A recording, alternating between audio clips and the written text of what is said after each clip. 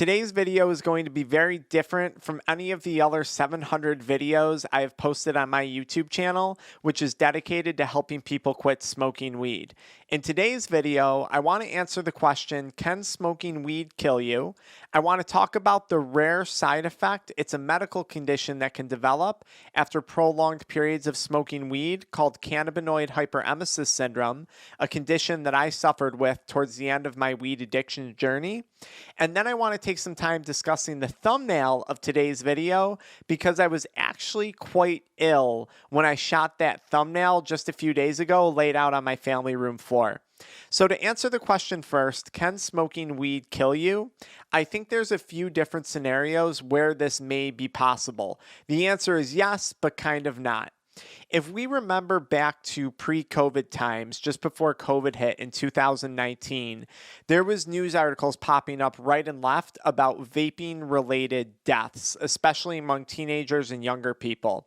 And a lot of these deaths, if you dived into the research, were actually connected to THC or cannabis-containing vape products. Now, many of these products were purchased on the black market from unregulated websites and unregulated dispensaries and vape shops. So these were mostly black market products. And it wasn't necessarily the cannabis in the products that killed people, but it was the additives to these vape pens or dab pens, whatever you want to call them.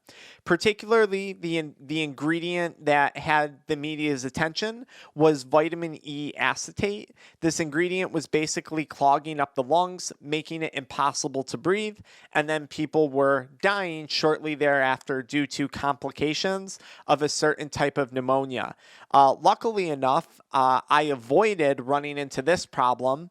At the time that this was happening, I was addicted to dank vape carts. I was smoking illicit cartridges. Marijuana was not legal here in New York, and I was buying them off the black market. And I think, God forbid, had I continued smoking those products, I could have wound up in the same position that some of those poor people who passed away did. So that's one way that marijuana might potentially kill you.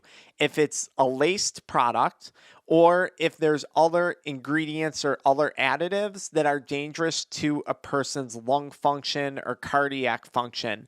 And unfortunately, this is something that we're still seeing happen today.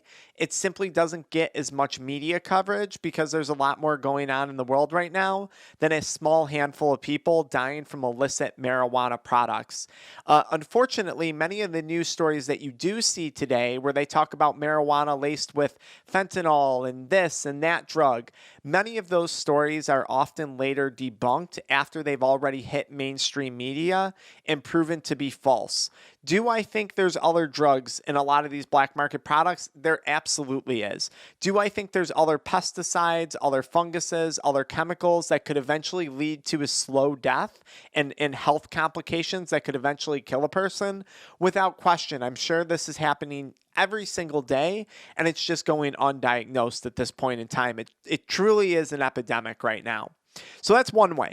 Another way that weed could kill a person would be from lung dysfunction, which could eventually lead to cardiac dysfunction. Smoking anything, you could roll up a piece of loose leaf paper and smoke it, is going to lead to tar build up in the lungs. And anytime you burn something, you're creating carcinogens. People who smoke weed tend to have a lot more tar present in their lungs than even cigarette smokers, especially today with the quantities of weed that people smoke, right? A lot of people smoke weed in the same quantities that someone used to chain smoke cigarettes. You're going to get more tar production, and you are going to get a buildup of carcinogens. And this could eventually result in various different types of cancers, whether it be lung cancers, oral cancers, some type of fatal cancer down the line. Now, the other potential way that a person could die from smoking weed might be from cannabinoid hyperemesis syndrome. And this is the rare side effect that I mentioned in my video title. This is something that I suffered from. CHS, as cannabinoid hyperemesis syndrome is abbreviated for, is a condition that often develops in people who have been smoking weed over the course of long periods of time. We're seeing this a lot with people who use heavy dabs, people who use the carts or the weed pens, you can see this with dry herb and edibles too. Just anything high concentration THC for a prolonged period of time. Now, there's a lot of speculation as to what causes this. Is it pesticides? Is it a person's genetic predisposition? Is it just high concentration THC itself that's leading to more cases of this? We don't really know. But what essentially happens is the person's going to experience weight loss. They're going to experience cyclical vomiting, just throwing up 4, 5, 6 times an hour, nausea, an inability to eat food, myalgia, which is muscle pain and joint pain, only relieved by hot showers, among a host of other conditions. For me, they were mostly gastrointestinal, and that's in reference to extreme diarrhea, followed by extreme constipation on and off while I was going through CHS. I also had weight loss and nausea. I was fortunate enough not to push it to the point of vomiting and, hospitalization. I quit before that happened to me. Now, CHS has resulted in the death of, I want to say now it's like up to 4 or 5 individuals.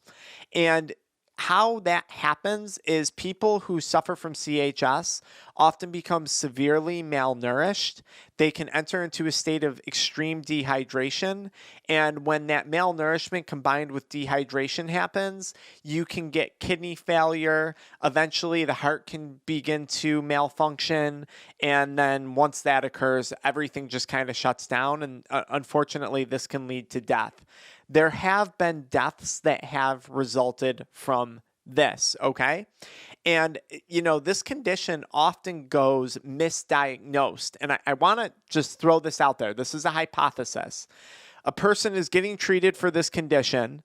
The doctors don't know they have this condition. They're getting put on all different types of medications. There's complications from all these medications that the individual is being put on. And maybe some of the side effects of the medications result in death to that individual, because we really don't have a great understanding of how cannabis, especially high concentration THC, interacts with medications, because we haven't been able to study that, because it's a, federal, or it has been, I don't know if they changed this, but a Schedule 1 substance. So human clinical trials haven't really existed until recently when it comes to THC, especially in high concentrations, interactions with other medications or things like that. And I would also argue that there probably are a lot of people out there who have suffered from CHS, who have suffered from gastrointestinal complications or complications when it comes to, again, cardiac function, just chronic pain, perhaps resulting in suicide or psychotic behavior that then results in suicidal ideation and maybe the loss of one's life. I think there's probably more deaths than we realize that could be tied back to this condition. It's a horrific condition, and I hope that if you haven't experienced it, that you never do. And if you are experiencing it, please reach out and get help. Call a rehab facility. You can contact our offices. We have free information in the pinned comment in the video description on quitting smoking weed and some next steps that you can take.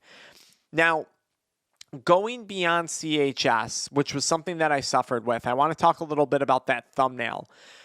So just recently, I became very ill. I was sick with salmonella poisoning from eating eggs that were expired by several months, okay?